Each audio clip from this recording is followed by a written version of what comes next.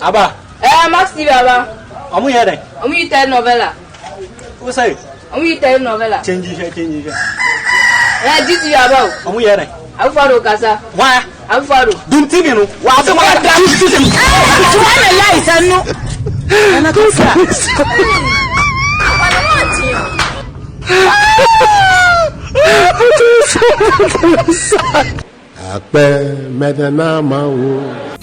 On God, me, I promise you will be the hour of the day. Ladies and gentlemen, my name is Kuji. Shouting the head is big for a reason. This video is brought to you by Lemonade Finance. Now, the President of the Republic of Ghana and the Commander-in-Chief of the Armed Forces, Nana Addo Akufo-Addo, aka Addo D, aka Joshua Tingo, aka King Promise, aka Nizi, aka Edinube Bremuni Momo, addressed the nation yesterday. You know, the state of the economy. Yes, that was what the address was about. Although the nation no be envelope or be letter, no, your man decided to address it. We are cool with that. Bars, bro, bars. We do this for a living. Now, he outlined a lot of measures. There are two in place. I wasn't expecting him to come and tell us, bro, all your man said in the speech, these are like theoretical expatiations of abnormalities. Right now, no baby, I free one solutions. We don't want, and bro, no. This no be campaign era. And I understand that we are in an economic quagmire. But at the end of the day, bro, these things, I have 12 points here. If I mention it to you, go vex. If I started mentioning them, you go, what is fiscal rigidity? What is metaphysical photosynthesis? Like, you understand? But at the end of the day, your man, and you see, the fact that he keeps saying, say, we are in this together, it vexes me. What do you mean by we? Well, pure water, I say to me, so what do you mean by we? We? No, we are not in this. You are not in this with us. So stop making it look like no. We. We? We.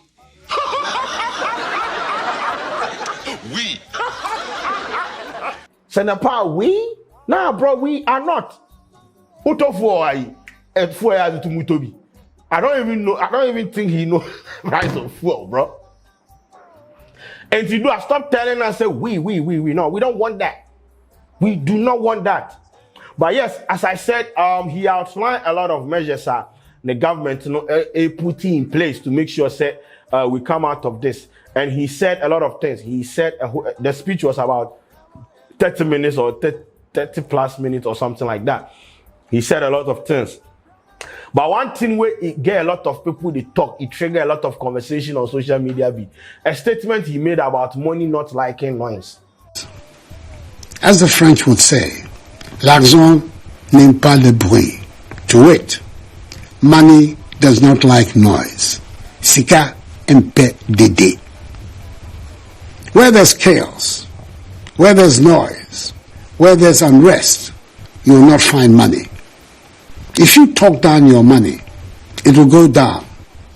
If you allow an unidentifiable person to talk down your money, it will go down. The recent turbulence on the so if there is an upheaval, there is a lot of the way the country make hot, when people they complain left, right, center. No. Once we complain about the city, this and that, na they no means we go lose one money or one money in. I don't understand. That statement never made sense to me. Sika MPDD. Oriye no conjugate etre. Comme dit le president, they teach we French. As the French would say, l'argent n'aime pas le bruit. To wit, money does not like noise. Come the boys, I did they teach we French. What make I take do this, man? Come the I do they do I say ça n'est pas problem solve a trait. Wait.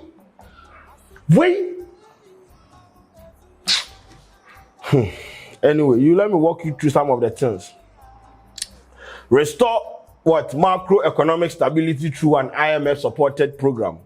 Encourage traders to tone down profiteering, which is contributing to inflationary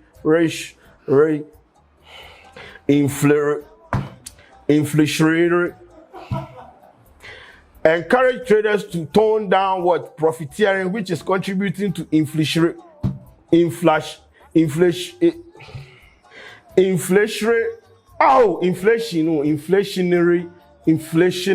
pressures.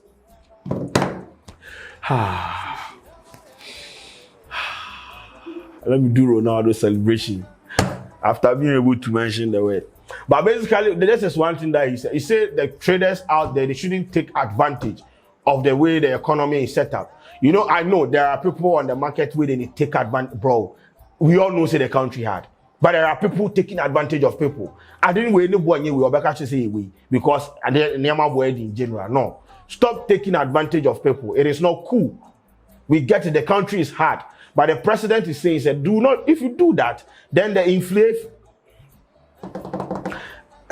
that word is going up.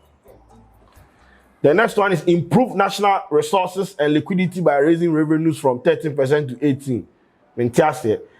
Energy sector reforms to reduce risks of the sector to the budget. Continue with efforts to reduce central government expenditure through budget cuts of 30%. Continue with efforts to reduce central government expenditure. This is very, very, very important. The central government expenditure. There are some ministries, you see them are a budget expenditure. Hey, what are they doing over there? You remember former President Mahama when he addressed, when he did the lecture or whatever they call him, he made mention of the fact that the office of the president they spent 13 billion Ghana cedis on the workers over there, which doesn't make sense. So if the president is saying, he said what? They are going to improve national resource, they are going to what? Continue with efforts to reduce what? Central government expenditure. It'll be something where it'll be laudable for me. If only they are going to do it. Because the money then they spend, it be too much. Tackle currency speculation to limit volatilities to the city and your 1 year economic tackle cost of living by working to stabilize prices of petroleum products through new supply arrangement. Okay, restore debt sustainability by reducing debt to GDP ratio to 55%. Pursue inclusive growth while protecting the poor. Okay, reduce budget rigidities by capping statutory funds. Start the process of discouraging importation of rice, poultry, vegetable oil, fruit juice, toothpick, etc. Often one will say you will discourage. Bro, how do you import pork and cocoa and roast? Ow, Kobe Bini. Rice, poultry, vegetable oil. You import all these things. Your rich men, the rich men that the system has empowered them, they all import.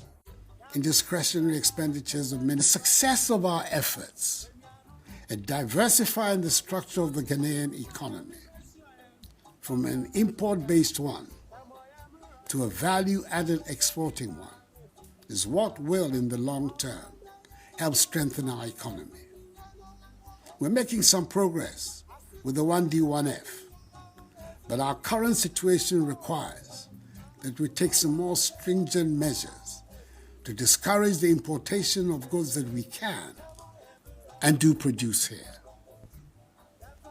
To this end, we will review the standards required for imports we'll prioritize the imports, as well as review the management of our foreign exchange reserves, such as rice, poultry, vegetable oil, toothpicks, pasta, fruit juice, bottled water, and ceramic tiles, and others, which with intensified government support and that of the banking sector, can be manufactured and produced in sufficient quantities in Ghana. Government will in May 2023, that is 6 months from now, review the situation. We must, as a matter of urgent national security, reduce our dependence on imported goods and enhance our self-reliance. Bro, we are in toothpick matches made in Sweden. Matches made in Sweden. So when you do this, don't expect the economy to be stabilized. It is very simple. This one, former President Mahama also said that the homegrown solution, we need to discourage some of these things. There are some basic things where we for not even think about exporting. Sorry, importing. But once again, we did. Then the last one be what? Ensure no haircuts. Ensure no haircuts to treasury bill holders. As in the treasury bill holders, no oh, that what today, and I made mistake. Ensure no haircuts to treasury bill holders in debt restructuring strategy. What do you mean? What do you mean? But ladies and gentlemen, I know as I said, the speech be 30 minutes. I posted it on my platform. But the long and the short of it all be say, the president just came out to assure, say, they are putting in measures to make sure, say, what we are going through, no, it is not going to be there for a very long time. They will make sure, say, they mitigate it. They will make sure, say, at some point, no, things will be fine. For us in Ghana, our reality is that our economy is in great difficulty. The budget drawn for the 2022 fiscal year, that is this year, has been thrown out of gear, disrupting our balance of payments and debt sustainability, and further exposing the structural weaknesses of our economy. We are in a crisis. I do not exaggerate when I say so. I cannot find an example in history when so many malevolent forces have come together at the same time. But, as we have shown in other circumstances, we should turn this crisis into an opportunity to resolve not just the short-term urgent problems, but the long-term structural problems that continue to bedevil our economy. I urge us all to see the decision to go to the International Monetary Fund in this light. We have gone to the fund to repair in the short term our public finances and restore our balance of payments, whilst we continue to work on the medium to long-term structural changes that are at the heart of our goal of constructing a resilient, robust Ghanaian economy and building a Ghana beyond aid. I'm able to report to you, my fellow Ghanaians, that the negotiations to secure a strong IMF program, which will support the implementation of our post-COVID-19 program for economic growth, and additional funding to support the 2023 budget and development program, are at advanced stages and are going well. We're determined to secure these arrangements quickly to bring back confidence and relief to Ghanaians. We're working towards reaching a deal with the IMF by the end of the year. This will give further credence to the measures government is taking to stabilize and grow the economy, as well as shore up our currency. You understand? It go day normal so that everybody go about, because Charlie, the hardship in the country. There is a story of a passenger fighting with a Trotsky mate and a driver because of 20 pesos. It's a 2 cedis was a day, and they ended up beating the guy. The guy carrying head whack a pavement top. He died. I go do the story. The country hard. And that is why when the president come and say, we are in this together, it annoys me to the core. I don't think you and the people around you experience what we are experiencing, or experience what the ordinary Ghanaians are experiencing. Yes, this is a global phenomenon. This is a global something that is happening, and that is why people expected him. I mean, the apology part. I don't expect him to apologize. We don't need an apology from the president. What we need be what, bro? We need concrete measures. So we need what? We need answers. We need solutions. But I don't need an apology from the president. What would the president's apology do to me? Nothing. Absolutely nothing. What we need is solutions. How are we fixing this? The city that is skyrocketing against the dollar. What are we doing to make sure that bro, these are some of the things that they expect to hear. What the measures, is it going to be implemented, or these are just lip services? Because if these are lip services, then there is no point even in addressing the country. That is what I want to hear. So the people that are on social media trying to, the president is not empathetic. Bro, the apology no go. Wait, if the president apologizes, it will affect you something. I don't understand. If I could afford to come and stand in front of me, fellow Ghanaians, it is never going to fix your city for you. It is never going to fix the issue of us export. Is it importing basic commodities? No. We need solutions. And I hope that these things, he said that he's going to be addressing us. Bro, they're addressing self, no, they need me. Let it reflect in the life or in the lives of the ordinary Ghanaian. Let it be like that, bro. Bro, right now, duties. Somebody posted a duty for I think Mercedes, 2013 Mercedes C250 today. It be 72,000 Ghana cedis. That is the duty. No koi kind of ban, kind of crab boy. Bro, the prices of everything, bro. Accommodate the boys, unemployment, everything, bro. We need solutions to some of these issues. I do not care whether the president apologized or not. It doesn't fit my airline. And so that's why I don't want to, because all these things that they have stated, rigidities and absurdities and protection of oil in gallons and things, we in technicalities. But you where they watch me, what I'm trying to tell you is the president has admitted, say we are in a crisis. He has admitted that we are in a crisis. And this is not exaggeration. So if the leader of the country is saying, say we are in crisis, we are in crisis.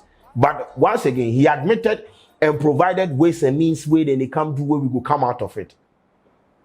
And some of the things, as I mentioned, I highlighted on some of them. Right now, what we are they pray for, we say they will be able to be implemented. The things that they have listed. It is not just going to be lip service. Because if we don't fix it now, where we are going, it will be wild. And to that be wild, that is what happened. The 30 minutes thing your man can't talk. It is the same old thing. If first of all, if they knew that this was going to fix the economy, why did they not do it? I don't understand. This is like their seat here, right? So all these things, you knew it will help fix the economy. Why didn't you do it? Or this one, we are going to blame Ukraine and Russia. You understand everything, Ukraine, Russia. And to me, I'm a comedy. Me, tin economic rigidities. Fix the economy, fix the country. That is it. I don't want to hear any story. Yes, we know you have economic management team. We know you are meeting. That is all I want to hear. Just fix the country. That be all. The person how fix the country. You be my guy. I love your matter. But we will not back down. We believe in you. Do something before you go.